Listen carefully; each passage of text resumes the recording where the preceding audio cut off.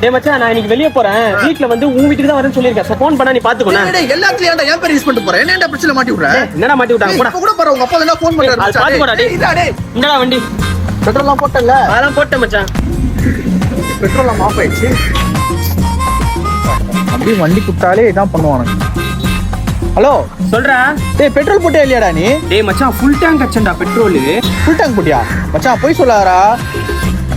டேய் உன்னை நம்பி வண்டி கொடுத்ததுக்கு. சரி மச்சான் நீ அப்படியே ஆட்டோ புடிச்சு வீட்டுக்கு வந்துரு நான் வைக்கிறேன். டேய் என்ன மச்சான் எந்த பொண்ணு கூட சாட் பண்ணிட்டு இருக்கற? ஆபீஸ் ஒர்க் பாத்துட்டு டிஸ்டர்ப் பண்ணாத. டேய் சும்மா சொல்லாத.